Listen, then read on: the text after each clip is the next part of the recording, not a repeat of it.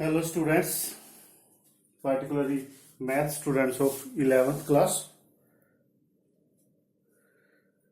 Today we will discuss real syllabus of plus 1, straight line chapter 10.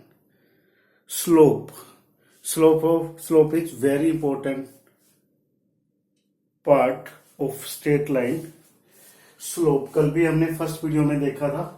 Slope जिसको जब आपके पास जैसे कोई लाइन है, वो angle positive direction of x axis and anti clockwise direction ये थीटा बनाती है. तो इसको जब tan की फॉर्म में लेते हैं, tan थीटा, तब वो उस लाइन का स्लोप होता है जिसको हम m से भी रिप्रेजेंट करते हैं. सपोज करो थीटा 45 है, तो tan 45 इज इक्वल टू 1, तो उस लाइन का स्लोप 1 हुआ. इसी प्रकार कोई लाइन यहां पे है, तब भी हमने पॉजिटिव, इसको एक्सटेंड कर लो, लाइन को एक्सटेंड किया जा सकता है, तब ये वाला एंगल थीटा, तो इस लाइन का स्लोप हुआ टेंजेंट थीटा. सिमिलरली सपोज करो कोई लाइन ये वाली है, अब आप ये नहीं कहोगे ये नेगेटिव में चला गया, नहीं, पॉजिटिव डायरेक्शन ये वाली साइड है, चाहे यहां लाइन हो चाहे ये वाली लाइन हो, तो इस तरफ वाली पॉजिटिव डायरेक्शन ही मानी जाएगी. तो जो ये एंगल है एक्स की डायरेक्शन में है और anti clockwise positive direction of x, तो ये आपका ऑब्ट्यूज एंगल होगा. उस अवस्था में टेंजेंट थीटा की जो वैल्यू होगी वो नेगेटिव आएगी. यानी थीटा एक्यूट एंगल हो सकता है, वर्टिकल हो सकता है, 180 हो सकता है. इसमें होगा तो उसको बैक साइड प्रोड्यूस कर लोगे तो वो एक्स एक्सिस में बन जाएगा. इस प्रकार हम स्लोप ऑफ द लाइन निकाल सकते हैं जब आपको एंगल दिया. सेकंड पार्ट क्या है, जब आपके पास एंगल ना दिया हो, एंगल हमें ना दिया हो, तब आप उसका स्लोप, उस लाइन का स्लोप कैसे फाइंड करोगे. जैसे सपोज करो ये लाइन है, इस पे एक पॉइंट x1 y1 है, दूसरा पॉइंट सपोज करो v है, जो कि आपके पास x2 y2 है. अब इस लाइन का स्लोप फाइंड करना है हमने, इस लाइन का स्लोप फाइंड करना है. इसको प्रोड्यूस कर लो, कर दिया प्रोड्यूस.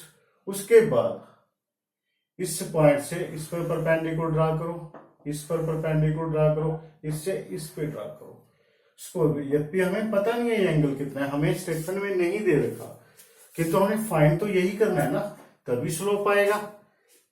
तो ये और ये एंगल कोरस्पॉन्डिंग होंगे, इक्वल होंगे, क्योंकि ये इस पर परपेंडिकुलर है, ये परपेंडिकुलर है. अब हमें इसको टेंजेंट फॉर्म में लेके आना. टेंजेंट थीटा किसके बराबर होता है, पढ़ा होगा आपने 10th क्लास में, परपेंडिकुलर अपॉन बेस, पढ़ा होगा ना students. Perpendicular upon base 10th में ट्रिग्नोमेट्री चैप्टर किया है 8 और 9, उसमें पढ़ा होगा. स्टार्टिंग में ही टी रेशियो आता है, perpendicular upon base is equal to tan theta. तो परपेंडिकुलर आपका ये वाला है. अब इसकी लेंथ क्या है, पूरी लेंथ देखो by2 है, और यहां से ये पार्ट इसके इक्वल है, और ये क्या है by1, तो ये क्या हुआ by2 माइनस y1, यानी फुल पार्ट में से ये पार्ट सब्ट्रैक्ट करेंगे तो y2 माइनस y1. तो यानी P आपका जो परपेंडिकुलर है y2 minus y1 upon base, ये यहां से यहां तक की जो लाइन है वो x2 है, और यहां से यहां तक x1, तो ये हुई आपकी x2 minus x1, x2 minus x1. इसको आप ऐसे भी लिख सकते हो y1 minus y2 upon x1 minus x2. कहने का मतलब ये है, जब आपको किसी लाइन के 2 पॉइंट दे रखे हो, तब आपने उस लाइन का स्लोप कैसे फाइंड करना है.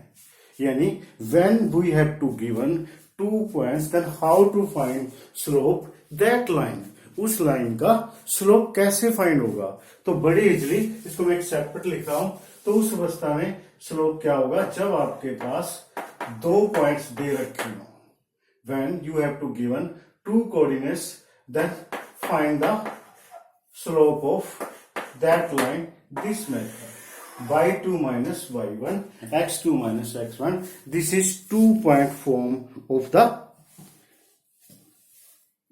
finding the slope. ठीक है स्टूडेंट्स,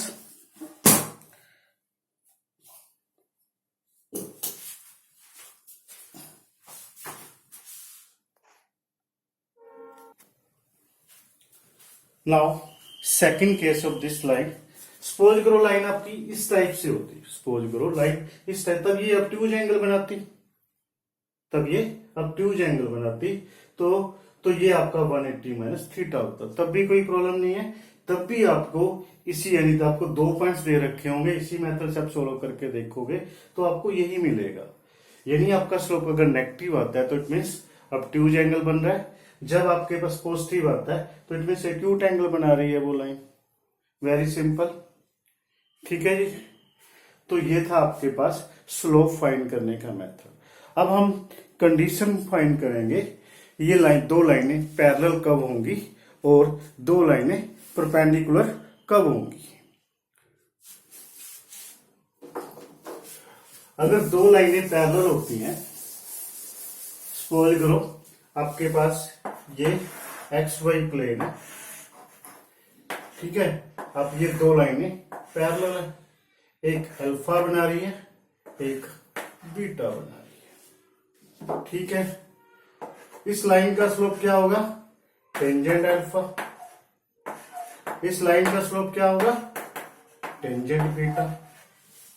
अब आपके पास, क्योंकि ये दोनों लाइनें पैरेलल है, इसका मतलब अल्फा और बीटा इक्वल होंगे.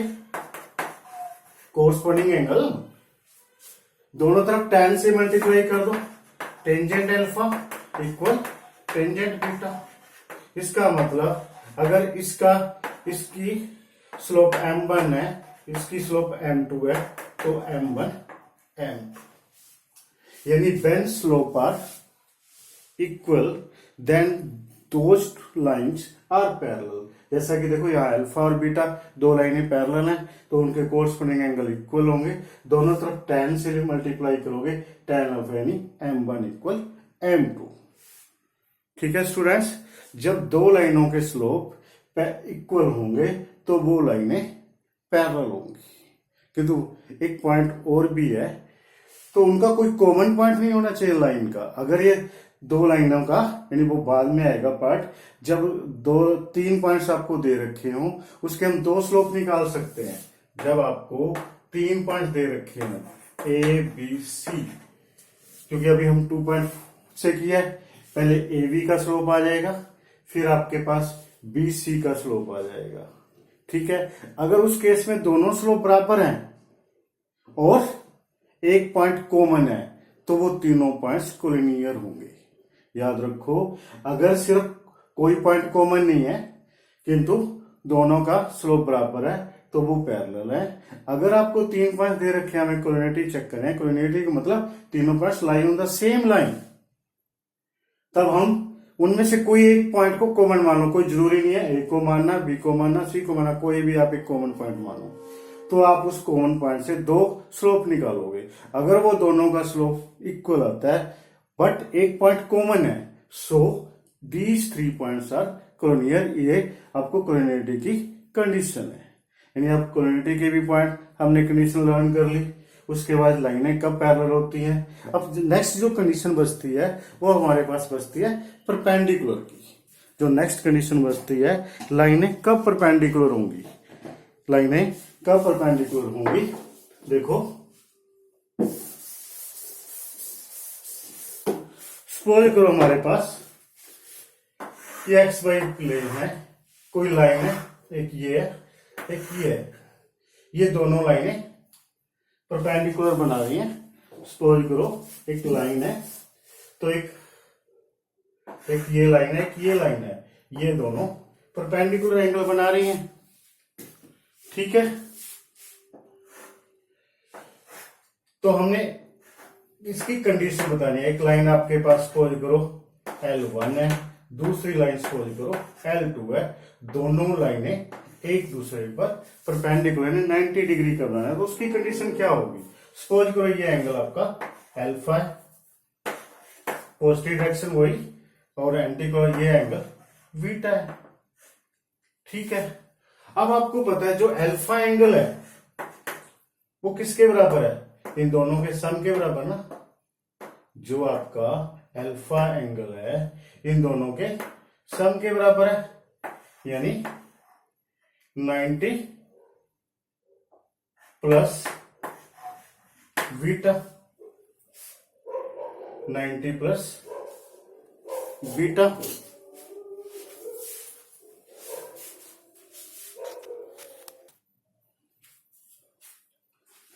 Students come to the points. Exterior angle आप पढ़ चुके हो लोअर क्लासेस में, जूनियर क्लासेस में। Exterior angle sum of this यानी अल्फा 90 प्लस बीटा, हमने दोनों तरफ tan से मल्टीप्लाई कर दिया, tan alpha tan 90 plus beta. याद रखो स्टूडेंट्स, 10th में अपने पढ़ा है complementary angle 90 minus theta sine 90 minus theta equal cos theta and so on. तो जब भी आपका 90 आता है थीटा के साथ तो वो चेंज होते हैं, चाहे प्लस हो चाहे माइनस हो। अब यहां पर प्लस है, 90 प्लस थीटा चेंज होगा टेंजेंट थीटा कोट में। अब साइन कैसे करोगे, साइन इससे करोगे 90 प्लस थीटा जो है 90 प्लस बीटा टेंजेंट सेकंड में लाई करता है और सेकंड में टेंजेंट होता है माइनस। याद रखो सेकंड क्वाड्रेंट में यानी फर्स्ट क्वाड्रेंट में, ये फर्स्ट क्वाड्रेंट है, इसमें सभी पॉजिटिव होते हैं, इसमें सिर्फ टेंजेंट पॉजिटिव होता है, सॉरी साइन पॉजिटिव होता है, इसमें टेंजेंट पॉजिटिव होता है, इसमें कोस। ऑल स्टूडेंट या ऐड शुगर टू कॉफी, यानी सभी 60 रेशो पॉजिटिव, इसमें साइन पॉजिटिव, इसमें टेंजेंट पॉजिटिव, इसमें कोस पॉजिटिव।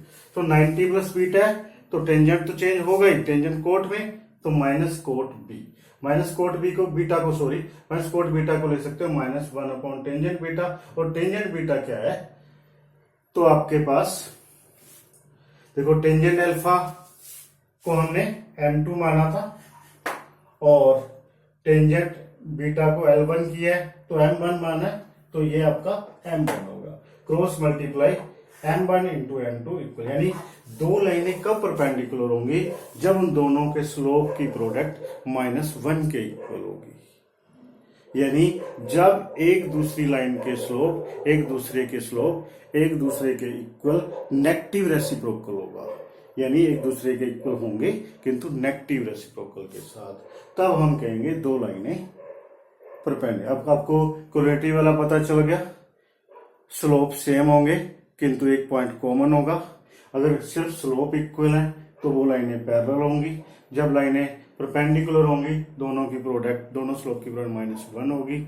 अब हम नेक्स्ट वीडियो में लर्न करेंगे कि दो लाइन के बीच में ये वाला एंगल कैसे फाइंड करना है। कोई भी दो लाइनें हो किसी भी कट करेंगे तो ये वाला लाइन अथवा ये वाला एंगल हम कैसे फाइंड करेंगे, इस चीज को हम नेक्स्ट वीडियो में देखेंगे। तब तक फर्स्ट और सेकंड वीडियो की हेल्प से आप 10.1 के जो एग्जाम्पल्स हैं सिर्फ उस एग्जाम्पल को छोड़ देना जो बिटवीन टू लाइंस के बीच में है, तो रिमेनिंग एग्जाम्पल करने की ट्राई करना। Thank you students.